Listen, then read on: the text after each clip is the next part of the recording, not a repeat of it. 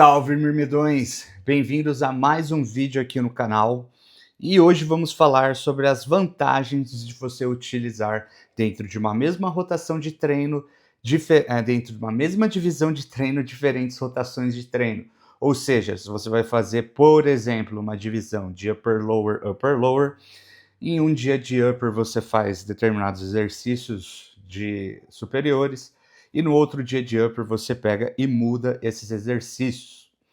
E por que eu estou fazendo esse vídeo? Porque eu citei isso de maneira superficial em vídeos anteriores, e me falaram que tem pessoas que falam coisas na contramão disso, o que é muito curioso, porque essas pessoas, elas usam as teorias do Chris Bursley, que é um cara que lá por volta de 2020 eu conheci e o Rodrigo Coach, meu amigo, até pagou o Patreon, e nós fomos um dos primeiros no meio a falar sobre esse cara. Só que eu e ele, a gente foi percebendo que o Chris Bursley foi cada vez mais se radicalizando conforme ele foi percebendo que à medida que ele criava uma seita, ele conseguia fazer esse pessoal ficar mais engajado em volta dele. E daí isso significa mais workshops, mais Patreon, mais audiência. E ele começou a extrapolar estudo, mentir na cara dura, montar infográficos falando que um determinado estudo falava tal coisa. O autor do estudo comentou o post do Chris Burley desmentindo o cara, ou seja, ele estava distorcendo completamente as informações em prol da própria narrativa, e daí a gente se afastou dele. Mas teve algumas coisas interessantes que eu aprendi com ele, e uma delas foi justamente os raciocínios por detrás de você utilizar diferentes divisões, diferentes rotações dentro de uma mesma divisão. E daí, para minha surpresa, eu descobri que ele mudou de ideia recentemente.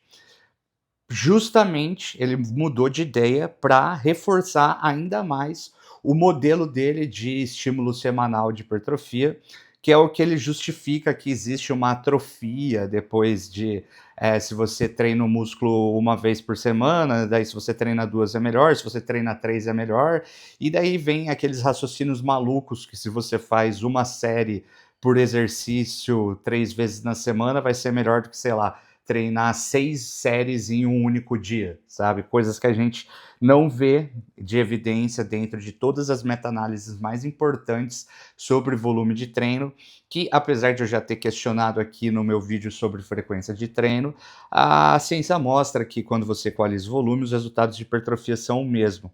Então eu trouxe aqui na tela um, uma ordem cronológica das coisas, de quando ele defendia essa variedade de exercício, quando ele parou de defender, que foram 2 anos depois, e algumas coisas em relação a o que a gente pode desmentir do modelo dele, né? Porque eu trouxe o post aqui onde ele explica o modelo, e mostrar para vocês os estudos de destreino que ele usa para enfatizar o modelo dele da suposta perda de músculo, né? Então vocês vão ver que esse cara ele teve umas sacadas bacanas, dá pra gente com muita seletividade usar algumas coisas que ele nos traz, mas esse pessoal que em pleno 2026 ainda é da seita dele, tomem cuidado, eles passam muita desinformação, são eles que estão radicalizando vocês e fazendo vocês terem medo de treinar, beleza? Então, antes de começar, eu peço que você deixe o seu like, o seu hype aqui no vídeo. Eu esqueci de falar isso no vídeo anterior, pra vocês verem, vocês reclamam que eu fico fazendo merchan, eu pego e esqueço de falar. Vocês não, né? Foi só um cara que reclamou, sacanagem também. E se inscrevam no canal, vamos fazer esse canal crescer. Se você é novo aqui, por favor, só clica aí no botãozinho de se inscrever. Se você está assistindo pela televisão, ou enfim, você sabe onde chegar lá, né? Também não preciso ficar fazendo tutorial de tecnologia. Então, vamos começar aqui. Esse é um texto dele que no site dele tá em 2024, mas eu tenho certeza que isso é um repost, porque eu já vi ele falando disso em 2020, cara. Então, vamos ler aqui o texto.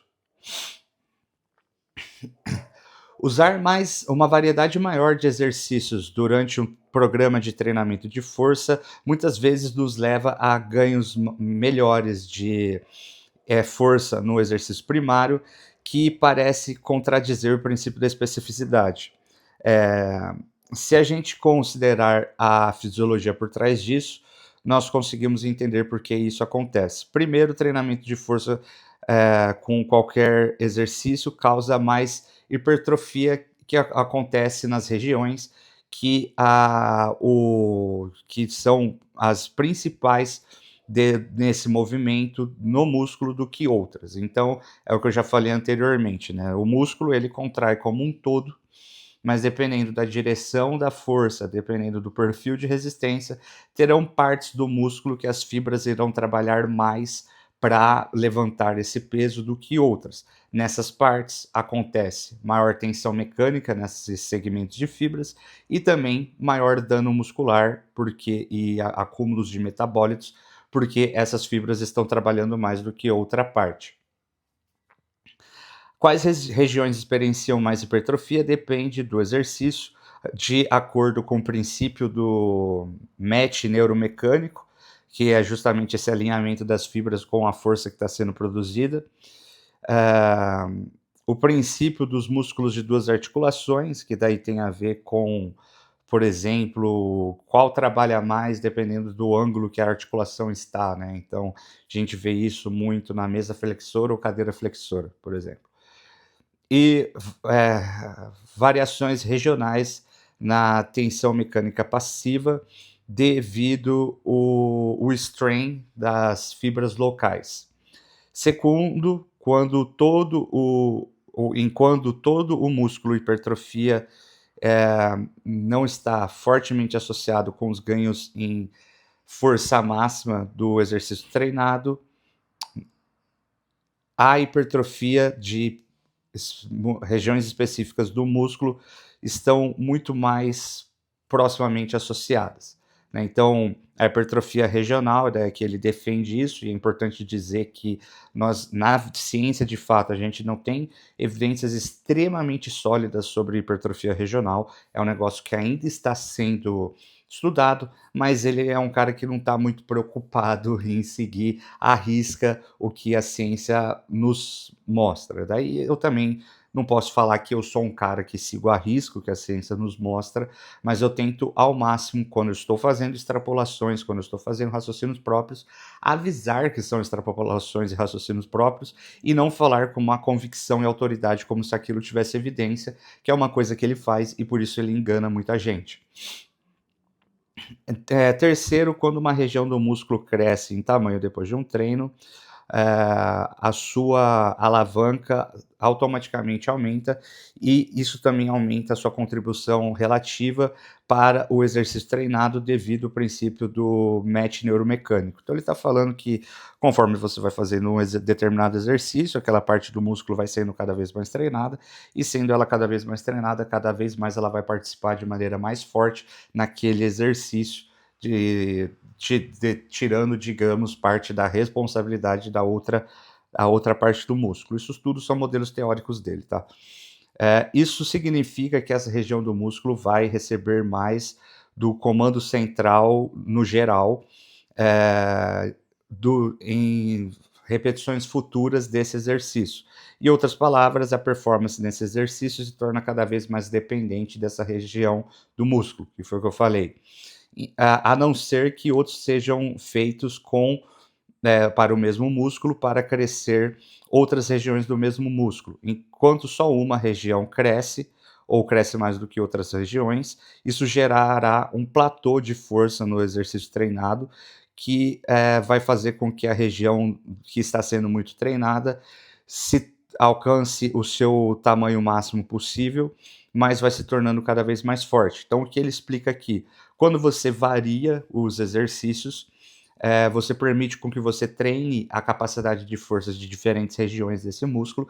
Dessa maneira, você não hiperfoca numa determinada região e você consegue distribuir melhor a produção de força e por consequência, a tensão mecânica nessas diferentes regiões e, por consequência, a hipertrofia. Então percebam que ele faz todo um raciocínio, que para mim faz sentido, para reforçar muito a necessidade de você variar os exercícios nas sessões, né? Claro que você vai manter eles fixos para você fazer a progressão de carga, mas você vai fazer um upper, lower, você não vai fazer o mesmo exercício de peito no upper 1 do que no upper 2, porque senão isso seria extremamente contraprodutivo para o ganho de força, que atrapalharia a sua progressão de carga, e também para a sua hipertrofia.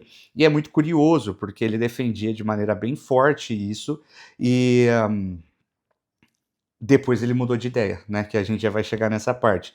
Daí outros raciocínios que ele trazia em relação a isso é que, novamente, pelo fato de determinada região do músculo trabalhar mais em determinado exercício, essa região vai sofrer maior dano muscular e maior acúmulo de metabólitos, e a sua recuperação vai ser mais lenta. Então, se você varia esses exercícios na semana, permite com que você distribua melhor esse dano muscular e esses acúmulos de metabólitos, que esses acúmulos de metabólitos vão piorar a recuperação e também atrapalhar o recrutamento de unidades motoras de alto limiar nessa região pelos neurônios que estão localizados nessa região e agem nessas fibras, e assim, variando, você vai conseguir ter uma recuperação melhor, uma performance melhor, uma hipertrofia mais completa e tudo mais.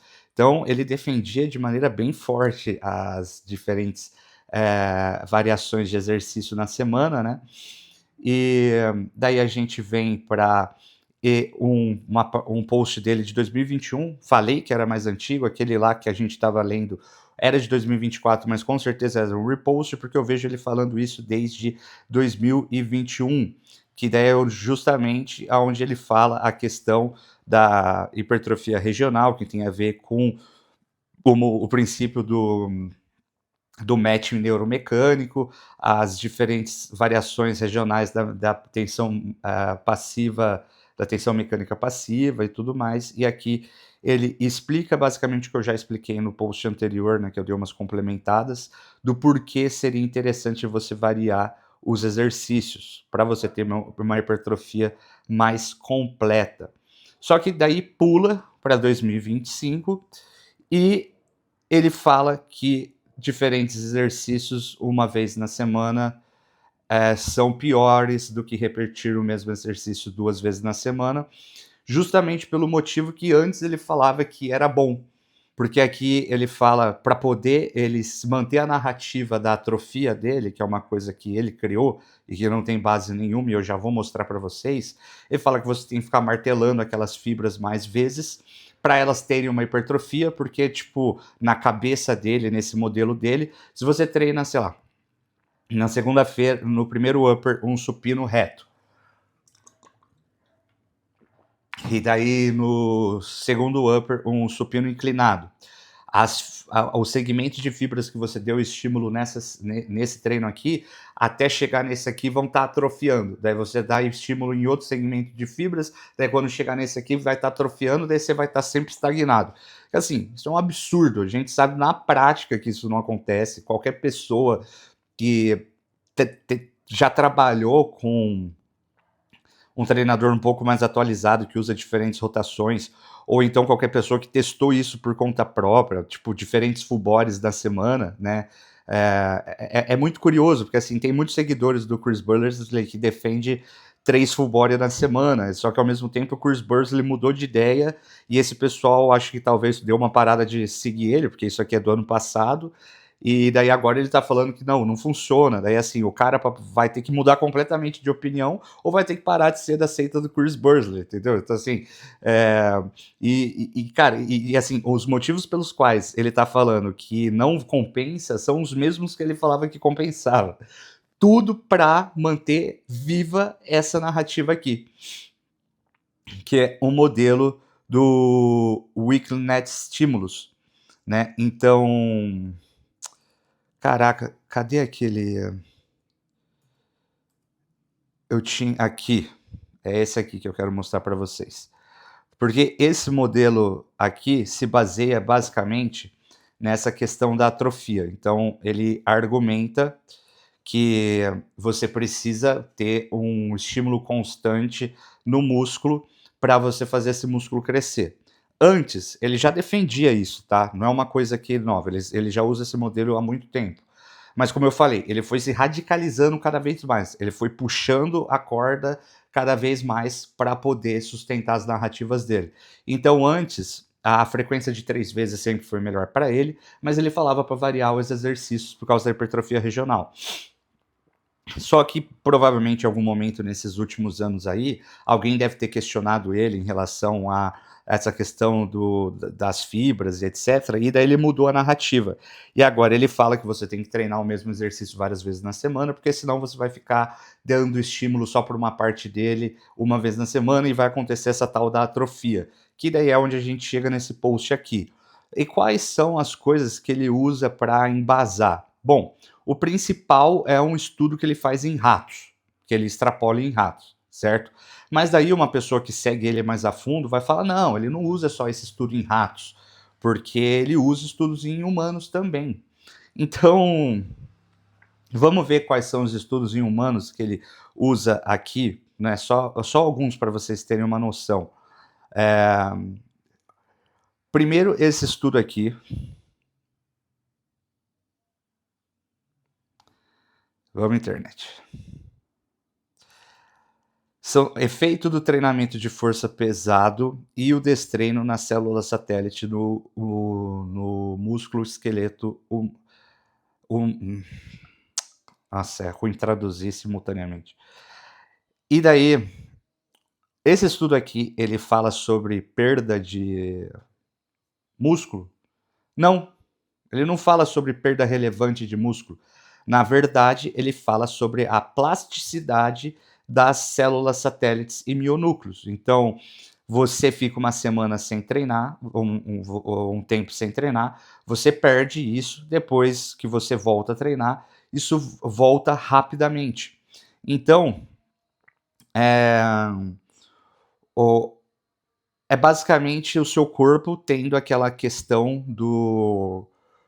da economia de energia, né? Mas isso é um processo gradual, ele não vai simplesmente descartar a massa muscular. Esse estudo em especial não está falando de perda de massa muscular relevante, tá? E daí a gente vai para outro estudo que olha só como ele é safado. Estudos mostraram perdas significantes de espessura muscular depois de uma semana de destreino. Daí a gente clica no estudo. Clica é foda, né? Primeiro que esse estudo aqui, o destreino foi só uma maneira deles monitorarem o efeito de uma suplementação. Então o foco do estudo nem é avaliar manutenção de massa muscular ou não com destreino, certo? E daí eles pegaram dois grupos, um eles deram placebo, outro eles deram esse suplemento aqui, e eles monitoraram depois de 6 semanas de destreino quanto de massa muscular eles perderam. Vamos voltar para o que o Chris Burzer falou? Mostraram perda significante de espessura muscular. Sabe quanto eles perderam de espessura muscular nesse estudo? Primeiro, que ele não foi medido com ressonância magnética ou ultrassom para avaliar tecido muscular. Foi só espessura mesmo. Segundo, que a perda de massa muscular representou 2% do tamanho. Considerando, isso das coisas de milímetros do tamanho. Considerando que foi depois de 6 semanas e não há uma diferenciação entre o que é massa muscular e o que é todo o resto, eles simplesmente perderam aquela retenção de glicogênio a mais que a gente fica quando a gente estimula o músculo em treino e o músculo naturalmente reserva mais glicogênio para as atividades. Foi isso. A perda significante de massa muscular foi retenção de glicogênio. E por que ele faz isso? Porque ele sabe que os seguidores dele não vão clicar no estudo e ler. Ou então não sabem ler essas estatísticas aqui, esses gráficos e tudo mais. Daí a gente tem outro estudo que fala de perda relevante do comprimento do fascículo. Só que esse estudo aqui não mediu espessura muscular, área de secção transversa. Não se trata de treinamento normal, é um estudo de treinamento excêntrico. E a perda de comprimento de fascículo nem é relevante, igual ele falou, mais uma vez, mentiu no post dele. E todos os outros estudos que ele usa, que não são muitos, para embasar essa questão da atrofia muscular, são nesse nível assim, sabe? De total desonestidade.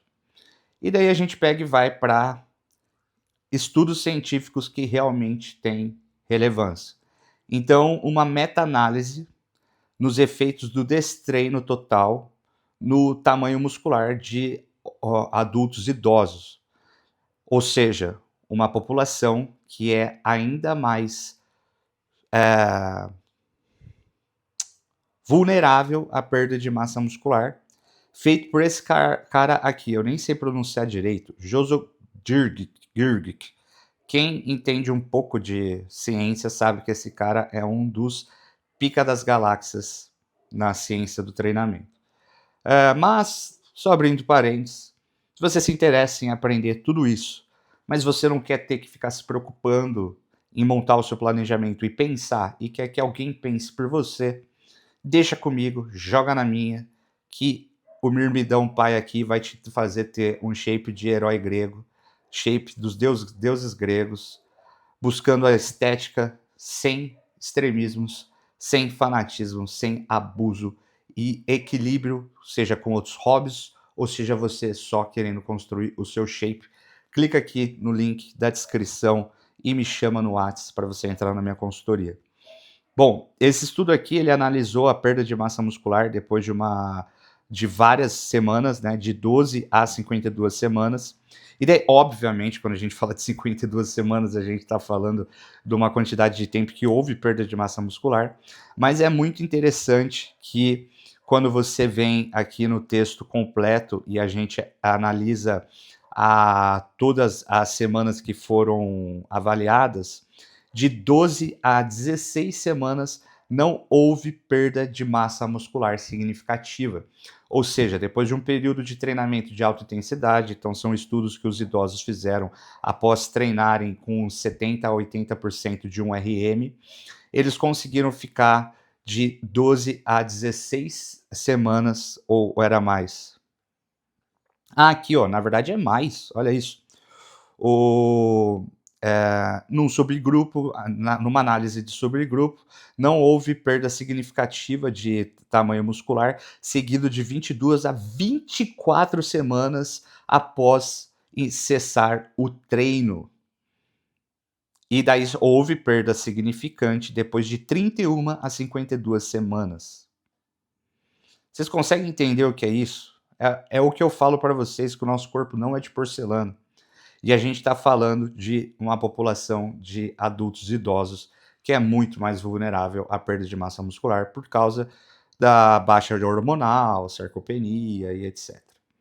Então, é isso. Então, basicamente, o resumo é: o argumento de que você não pode variar rotações na mesma divisão é falho, porque ele é extremista, feito por um cara que precisa sustentar ao máximo a narrativa do Weekly Net Stimulus, né, o modelo dele de estímulo semanal de hipertrofia, e que os mesmos argumentos que ele usa hoje em dia para justificar que você não deve rotacionar os exercícios, ele usava há 5 anos atrás para falar que você deveria rotacionar os exercícios. E os motivos pelos quais você deve rotacionar os exercícios são potenciais melhora de recuperação, melhora de ganho de força e progressão de carga e uma hipertrofia regional, ou seja, mais completa do seu músculo, além de, claro, deixar muito mais divertido e aderente você ter diferentes treinos na semana. Claro, obviamente, sempre anotando e monitorando todos esses exercícios para você ter a tripla progressão, peso, repetições e melhora da execução que o Jordan Peters defende E o Jordan Peters é um cara muito menos extremista do que o Chris Bursley, devo dizer. Mas assim, muito menos extremista. Ainda que seja muito mais mal-humorado. É isso, pessoal. Espero que vocês tenham gostado desse vídeo. Deixem as dúvidas aí nos comentários. Se você quer a poção mágica dos Mirmidões, o link também vai estar aqui na descrição. Coliseu Equipamentos, sou treinador Coliseu, para você dar um upgrade na sua academia, ou então montar sua academia em casa igual eu fiz com a minha. Chama eles lá, fala que você viu aqui no meu canal. Estamos juntos. Até a próxima.